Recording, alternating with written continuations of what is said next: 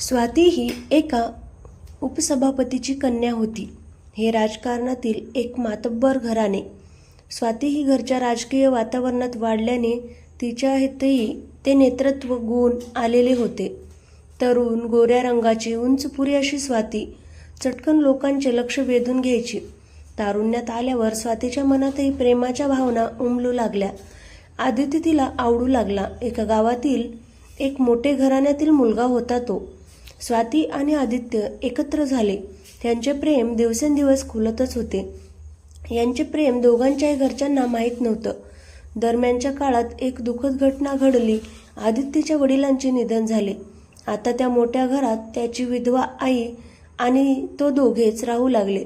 आदित्यला 2 चुलते, त्यापैकी अशोक काकाला राहुल आणि किसन हे 2 चिरंजीव होते. तर थोरल्या एकनाथ काकांना सचिन आणि सतीश हे 2 चिरंजीव. आदित्य हा त्याच्या वडिलांचा एकुलता एक मुलगा होता. त्याच्या वडिलांकडेच इतर भावांपेक्षा जास्त संपत्ती होती. शिवाय ते राजकारणातही अग्रेसर होते. वडिलांच्या सर्व संपत्तीचा ताबा आदित्यने घेतला. इतकेच काय, इतर चुलत भावांच्या नावावर वडिलांनी केलेल्या जमिनी देखील त्याने आपल्या नावावर करून घेतल्या. अशोकची बायको जरा खमकी असल्या कारणाने थोडी संपत्ती त्यांच्याकडे राहिली. पण थोरला एकनाथ मात्र दरिद्री झाला. थोरला सचिन ड्रायव्हिंगच्या कामावर जाऊ लागला. त्याची बायको सारिका ही शेती जनावरे सांभाळू लागली. वडिलांच्या जाण्याने आदित्यच्या लग्नाचा मार्गही मोकळा झाला. वडील असते तर स्वातीशी त्याचे लग्न झालेच नसते हे विशेष. दोघांच्या घरी रीतसर बोलणे झाल्यावर अखेर स्वाती आणि आदित्यचा विवाह धूमधडाक्यात झाला. दिवस सरत होते. लग्नाला 7 वर्ष झाली. पण ह्या 7 वर्षात अजून त्यांच्या घरी पाळणा हलला नव्हता. राहुल आणि किसनचे लग्न मागून झाले तरी त्यांना एक मूल झाले होते. पण स्वातीची कूस अजून उजवली नव्हती. ती मातृत्वाला अजून पारखी होती. मगातील कॉफी संपली होती. ती आता फेसबुक चाळत बसली होती. स्वाती सोशल मीडियावर तशी बरीच ॲक्टिव्ह असायची. अचानक तिला मेसेज आल्याचे दिसले. मेसेज केलेल्याचे नाव वाचून तिची भुवई उंचावली. तिच्या धीराने किसनने तिला हाय असा मेसेज टाकला होता. तोच तिला सारिकाचा कॉल आला. हॅलो स्वाती, हा सारिकाताई बोला. माझं अगं जरा दुखत आहे ग, कणकणही आहे. जरा घरी येतीस काय? हो ताई चालेल, येते. स्वयंपाक तयार झालेला, सासूबाई वाढून घेतील असे म्हणत स्वाती बाहेर आली. तोच किसन तिला दिसला. दिसायला काळा, चांगले शरीर कमावलेला किसन ह्याची कल्पना स्वातीला होती. त्याच्या अनेक लढतरी तिच्या कानावर आधीच येऊन गेल्या होत्या. किसन हा सारिकाताईलाही मागणी घालायचा. 2-3 वेळा तर त्याने अतिप्रसंग करायचाही प्रयत्न केलाय म्हणे. पण बिचारी सारिका सांगेल तरी कोणाला? जो तो याच्या बाजूनेच बोलायचा. शिवाय पैशासाठी बाई याच्यावर आरोप करत आहे असा बोभाटा व्हायचा. स्वाती तिची मैत्रीण आणि जाऊ दोन्ही असल्याने ती तिच्याजवळ आपले मन मोकळे करायची. बाहेर येऊन फाटक लावताना स्वाती किंचित वाकल्यावर किसन तिचे न्याहाळत होता. स्वातीच्या नजरेतून हे सुटले नाही. मनातल्या मनात शिवी हासडत ती तिथून रागाने निघाली. किसन आपला निर्लज्जपणे हसत होता. घराजवळ असल्याने स्वाती पटकन तिथे आली. सारिकाची मुले शाळेला गेलेली होती. नवरा भाडे घेऊन दूर गेलेला होता. खाटावर सारिका विव्हळत पडलेली होती. स्वाती तिच्या जवळ जाताच तिने अश्रूंना वाट मोकळी केली. अजून एकदा किसनने तसा प्रयत्न केला हे स्वातीला कळून चुकले. सारिका शांत होताच स्वातीला सांगू लागली, काल दुपारी सचिन भाडे घेऊन कुठेतरी लांब गेलेला होता. त्यामुळे आठवडाभर तरी येणार नव्हता. मुलंही शाळेला गेलेली होती. घरातील सगळी कामे आवरून सारिका खाटावर पडलेली होती. बाहेर जोराचा वारा असल्याने पांघरुणात दडपून घेतले होते. तिला उबदार झोप लागलेली होती. तिने दार किंचित पुढे केले होते. रस्त्यावर सामसूम झाल्यावर मागावर असलेला किसन त्या खोलीत शिरला. खोलीत अंधार होता. बाहेरही आता पावसाला सुरुवात झालेली होती. किसनने हलक्या हाताने आतून कडी लावली. नरम अंथरुणात झोपलेली सारिका त्याला खुणावत होती. तशी सारिका त्याची थोरली भावजे होती. तिच्या लग्नात किसन 10वीला होता. तेव्हापासूनच तो तिच्यावर लड्डू होता. आज तीच सारिका गरिबी कष्टांच्या चटक्याने करपून निघाली होती. एका ठिकाणी जॉबला असताना मालकाने सतत संबंधांची मागणी केल्याने तिने तो जॉब सोडून शेती मार्ग स्वीकारला होता. धीर पैशाच्या जोरावर देहाची मागणी करत असताना देखील तिने त्याला दाद दिली नव्हती. पण आज परिस्थिती भिन्न होती. अर्थात किसनच्या अनुकूल किसनला राहवले नाही. तिच्या मिठीत विसावण्यासाठी तो आतुर झालेला. तो अलगद त्या अंथरुणात शिरला. सारिका झोपेच्या धुंदीत होती. अशा थंडीत अशी उबदार सोबत तिला स्वप्न वाटत होते. किसनने हीच संधी साधत तिला मिठी भरली. नैतिक याच्या पलीकडे जाऊन ती किसनला साथ देत होती. किसन आता एक एक पाऊल पुढे सरकत होता. वास्तविक सारिकाला अजून आपल्या अंथरुणात कोण आहे याची जाणीवच नव्हती. नवरा बाहेर गेला असल्याने साहजिकच कोणीतरी परपुरुष आहे हे नक्की, पण नेमका कोण हा विचार करण्याच्या पलीकडे गेली होती. म्हणूनच तिनेही आता मागे न वळता तो कोण आहे याची शहानिशा न करताच ही क्रीडा सुरू ठेवली. दोघांचे तिथे एक दीर्घ चुंबन पार पडले. बंद खोलीत काय चालू आहे हे एव्हाना शेजारच्या बायकांना कळून चुकले. आज ना उद्या किसन तसाही सारिकासोबत हे करणार होता. आज घावली आहे ती. घेऊ दे त्याला मज्जा. बायकांची आपली अशी कुजबूज चालू झाली. सारिकाला जाग आल्यावर तिने त्याचे तोंड पाहिले आणि ती जागीच थबकली. अनेक दिवसांपासून तिच्या मागावर असलेला किसन तिला दिसला. सारिकाला आपली चूक लक्षात आली. तिला पश्चाताप होऊ लागला. हताश झालेली सारिका अंथरुणावरून उठली. तिला स्वतःची किळस येऊ लागली. थोड्या वेळाने किसन उठला. आळोखे पिळोखे देत सारिकाकडे कटाक्ष टाकत तो खोलीच्या बाहेर आला. तो बाहेर जाताच सारिका रडू लागली. बाहेर येताच शेजारपाजारचे किसनकडे पाहत होते. तरुण पोरं कुजबुजत होती. किसन मात्र आपला ऐटीत शीळ वाजवत घरी निघाला होता. झाला प्रकार सारिकाच्या तोंडून ऐकून स्वातीच्या पायाखालची जमीन सरकली. दिवसाढवळ्या किसनने सारिकाच्या शारीरिक अवस्थेचा फायदा घेत तिच्याशी संग करून दाखवला होता. तेही कोणतीही जबरदस्ती न करता. आता कोणाकडे तक्रार करायलाही मार्ग नव्हता, कारण सर्व काही रजामंदीने पार पडलेले. तिला किसनचा राग येत होता, पण ती हतबल होती. सारिकाचे सांत्वन करण्याखेरीज तिच्याकडे पर्याय नव्हता. किसन सोबतचे ते क्षण आठवून सारिकाला स्वतःची लाज वाटत होती. तिच्या डोळ्यासमोर तिच्या पतीचा, तिच्या मुलांचा चेहरा येत होता. त्यांना काय वाटेल हे सर्व समजल्यावर? आपण त्या अंधारात निदान चेहरा तरी पाहायला हवा होता. 1760 विचार सारिकाच्या मनात थैमान घालत होते. काही क्षण स्वाती सारिकाच्या जवळ थांबली. सारिकाला थोडे बरे वाटू लागले तेव्हा ती तिथून निघून गेली. रस्त्यातून चालताना तिच्या डोक्यात किसनबद्दलचे विचार येत होते. किसन हा आपल्या चुलत्याचा म्हणजे आदित्यच्या वडिलांचा लाडका होता. त्यांची असलेली दुश्मनी त्याने पाहिलेली होती. परिणामी किसन त्यांचा द्वेष करत असे. त्यातून आदित्यने त्याच घरातील मुलगी करून आणल्याने यात जास्तच ठिणगी पडली. स्वातीला पहिल्यापासून त्याच्या मनात हिला करूनच मी माझी खुन्नस तिच्यावर काढणार अशी जणू त्याने प्रतिज्ञाच घेतली होती. नाही म्हटलं तरी अशा गोष्टी स्वातीच्या कानावर दबक्या आवाजात आदळतच होत्या. किसनच्या मनात आपल्याबद्दल असलेली वासना त्याच्या नजरेतून तिने टिपली होती. आज न उद्या तो हे आपली सारिकाच करेल. पण मी कुठे त्याला भीक घालणार आहे? कॉलेजमध्ये असताना असे 56 फिरत असत माझ्या भोवती. त्यांना भीक नाही घातली तर हा किसन किस खेतकी मुली.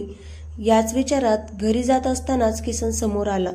त्याची नवीन पल्सर बाईक, घट्ट टी शर्ट घातला असल्याने त्याचे उठून दिसणारे दंड, डोळ्यावर गॉगल अशा थाटात स्वारी स्वाती समोरून गेली.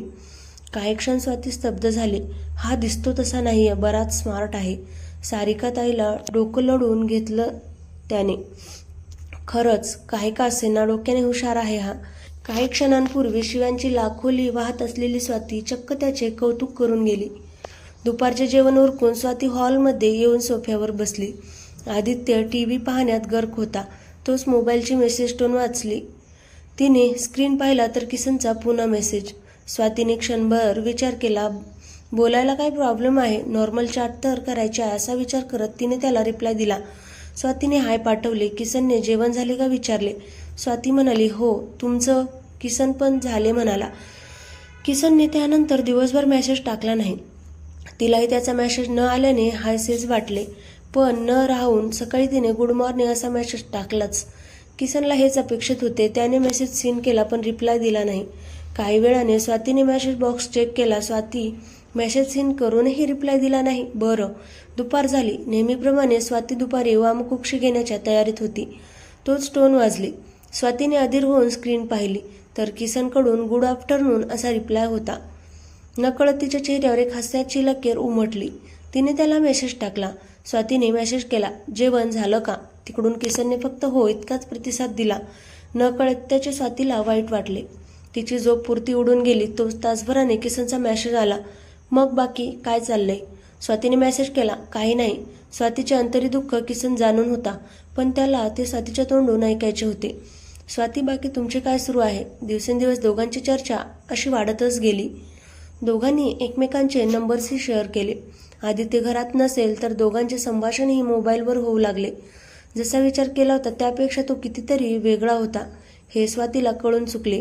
त्याची चांगली प्रतिमा तिच्या मनात तयार झाली. नकळत आता ती किसनकडे आकर्षिली होती. पावसाळा उलटून गेला. रोमॅन्टिक अशा हिवाळ्याचे आगमन झाले. आदित्य आणि त्याचे मित्र बाहेर दुबईला फिरायला जाणार होते. स्वातीला एकटं एकटं वाटेल म्हणून नवऱ्याने तिला माहेरी जाण्याचा सल्ला दिला, पण सासूबाईंची गैरसोय होईल म्हणून स्वाती गेली नाही. आदित्यची फ्लाईट रात्री 10 वाजता होती. मुंबईला जायला तो दुपारीच निघाला. जाताना लाडक्या बायकोचे त्याने दीर्घ चुंबन घेतले. आदित्यकडून पुत्रप्राप्ती होणार नाही हे जाणूनही दोघांच्या प्रेमात तीभरही फरक पडला नव्हता. आजही ते दोघांवर जीवापाड प्रेम करत होते. अखेर त्याने तिचा निरोप घेतला. आजची रात्र काही वेगळीच होती. आज स्वातीला खूप एकटं एकटं वाटू लागले होते. ह्याआधीही ती आदित्यला सोडून राहिली होती, पण आज मात्र तिला आदित्यची सोबत अपेक्षित होती. त्यात सुटलेली मस्त धुंद गार हवा. वरच्या मजल्यावर त्यांची रूम होती. सासूबाई खालीच झोपत होत्या. गुडघेदुखी असल्याने त्या काही वर येत नसत. बेडवर स्वाती नुसती पडली होती, तिची झोप हरवून गेलेली. तोच काही वेळाने तिला कॉल आला. कॉल किसनचा होता. हॅलो, आदित्यला मगाशी जाताना पाहिलं. तू एकटी असशील म्हणून कॉल केला. आता आठवडाभर तो बाहेर राहणार आहे. घर असं खायला उठलं आहे. तुला जर खूपच एकटं एकटं वाटत असेल तर मी टेरेसवरून रूममध्ये येऊ का? तशीही आई आजारी असल्याने मैथिली खाली आईसोबत झोपली आहे. सांग येऊ काय? किसनच्या ह्या अनपेक्षित मागणीने स्वाती भांबवली. असं कसं अचानक त्याला आत घेऊ? परंतु किसन काही ऐकायला तयार नव्हता. तो हट्टालाच पेटला. शेवटी स्वाती हो म्हटली. आदित्य आणि किसनच्या घराला कॉमन टेरेस होते. आधी एकत्र राहणारे कुटुंब नंतर अंतर्गत वादातून विभक्त झालेले होते. मधून भिंती बांधून काय ते घराची विभागणी झालेली होती. किसनला लावण्याची खाण असलेली मैथिली बायको म्हणून भेटली असल्याने त्याची चंगळ होती. नवऱ्याच्या प्रत्येक चांगल्या वाईट कामात त्याला डोळे मिटून साथ देणे हे तिचे आद्य कर्तव्य होते. अनेक बायकांना भुरळ पाडून हिने किसनकडे पाठवले होते. किसनने आदित्य आणि स्वातीची दुखती कळ बरोबर हेरली होती. दोघांना अजून अपत्य नव्हते. उपास तापास झाले, व्रत वैकल्य झाली, अजूनही स्वातीची कूस उजवली नव्हती. दोघांनी टेस्टही केली नव्हती, एकमेकांचे दोष कळायला नकोत म्हणून. हळदी कुंकवाला आलेल्या बाया स्वातीला काही बाई म्हणतात हे मैथिलीने किसनला सांगितले होते. स्वातीच्या ह्याच परिस्थितीचा फायदा उठवत किसनला तिला जवळ घ्यायचे होते. नंतर तो टेरेसवर जायला निघाला. किसन टेरेसवरून येत आदित्यच्या घरात शिरला. स्वातीच्या रूमचे दार उघडले होते. रूम खूपच शानदार होती. आदित्य आणि स्वातीचा मोठा कपल फोटो भिंतीवर लावलेला होता. किसनने एक हास्य करत त्या फोटोकडे पाहिलं. फोटो छान आहे तुमचा. किसनने बोट करत तो फोटो दाखवला. फोटो पाहून स्वाती गालातल्या गालात हसली. नंतरचे काही मिनिट शांततेत गेले. वाईट वाटणार नसेल तर काही बोलू काय? परवानगी कसली मागताय विचारा की. 15-20 मिनिटची चर्चा सुरू असल्याने स्वाती आता खुलली होती. मनावर आलेले दडपण कुठेतरी दूर गेलेले. आता स्त्रीच्या जन्माचे पूर्णत्व तेव्हाच होते जेव्हा ती आई होते. किसनचे हे शब्द ऐकून स्वातीच्या डोळ्यात टचकन पाणी आले. तिच्या आयुष्यातील ती उणीव किसनने तिला आता दाखवून दिलेली. तिचे दुःखी नस त्याने नकळत दाबली. पण तसे न दाखवता स्वाती म्हणाली, आमच्यातील ही कमी आम्ही दोघांनीही स्वीकारली आहे. म्हणजे एकंदरीत तडजोड केली. एक आवंडा गिळत स्वाती म्हणाली, हो, आयुष्यात काही वेळा तडजोडी कराव्या लागतात. ह्यावर किसन हसत म्हणाला, आयुष्यात तडजोड करणारी माणसं पुढे जात नाहीत स्वातीबाई. किसन चक्क स्वातीला बाई म्हटला. नाही म्हटलं तरी स्वातीच्या मनाला गुदगुल्या झाल्या. त्यातून तुम्ही एका राजकारणी व्यक्तीच्या कन्या. तुमच्या शब्दकोशात पराभव हा शब्द असायलाच नको. काही वेळा नियतीसमोर पराभव मान्य करायला लागतो भाऊजी.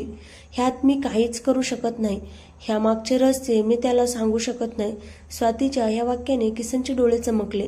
रस्ता पूर्णच क्लिअर असल्याची खात्री त्याला पटली. स्वाती पुढे सांगू लागली, पक्षाकडून एकदा घेण्यात आलेल्या रक्तदान शिबिरात आदित्यने रक्तदान केले होते. तेच सॅम्पल मिळवून त्याची टेस्ट केली होती. कमी त्याच्यातच आहे. त्याला ह्या गोष्टीचा त्रास होईल म्हणून मी ही गोष्ट त्याला सांगितली नाही. मी माझीही टेस्ट करून घेतली. माझ्यात मातृत्वाचे गुण आहेत. इतके बोलून स्वातीला रडू कोसळले. स्वातीने केलेल्या ह्या गौप्यस्फोटाने किसनच्या आशा उंचावल्या. तिच्या डोळ्यातील अश्रूंनी ती अतिकामुक भासू लागलेली. किसन पुढे सरकत तिच्याजवळ जाऊन बसला. तिच्या खांद्यावर आपला हात ठेवत त्याने तिला शांत करण्याचा प्रयत्न केला. काही क्षण असे शांततेत गेले. किसन आता स्वातीच्या खूप जवळ आला होता. रूममधील नीरव शांतता त्याला साथ देत होती. स्वातीने किसनचा हेतू ओळखला नाही. हे चूक आहे. मी आदित्यला धोका नाही देऊ शकत. स्वातीची नजर किसनला अडवत होती. तिने खांदे झटकत किसनला दूर केले. नाही भाऊजी, हे चुकीचे आहे. आमचा एकमेकांवरील विश्वास हेच आमचं जगण्याचे साधन आहे आता. प्लीज नको. हे किसनला हे अपेक्षित होते. तो काही वेळ स्तब्ध राहिला. नंतर अलगद पावले टाकत स्वातीच्या जवळ जात मऊ आवाजात म्हणाला, तुमचा हा विश्वास तुम्हाला आई नाही बनवू शकत बाईसाहेब. समाज जेव्हा तुम्हाला वाजोटी म्हणायला लागेल ना, तेव्हा समजेल. तेव्हा त्रास तुम्हा दोघांना होईल. आता जर माझ्याशी तडजोड करत आई बनला तरच तुम्हाला पुढे समाजात किंमत आहे. स्वातीच्या पुढे आता ही मोठी विवंचना निर्माण झाली. आज ती कोणताच निर्णय घेण्याच्या मनस्थितीत नव्हती. तिला आता तडजोड नको होती. तिचे मातृत्व आता तिला हाक मारू लागले होते. डबडबलेल्या डोळ्यांनी तिने किसनला एकदा पाहिले. किसन तिला मिठीत भरत होता. स्वातीचे अश्रू आणि देह आता थांबायला तयार नव्हते. त्या घराण्याची शान असलेली ती स्वाती किसनच्या आहारी गेली होती. स्वाती आता किसनच्या मिठीत शिरली आणि दोघे किस करू लागले आणि मग त्यांनी प्रेम साजरे करू लागले. प्रत्येक क्षणाचा आनंद घेत ते पुढे सरकत होते आणि रात्रभर जोरदार क्रीडा झाल्या आणि किसन पहाटे त्याच्या घरी निघून गेला. तर मित्रांनो, कथा कशी वाटली कमेंट करा. चॅनेलवर नवीन असाल तर चॅनलला सबस्क्राईब करा. चला तर मग पुन्हा भेटूयात अशाच नवीन व्हिडिओमध्ये. धन्यवाद.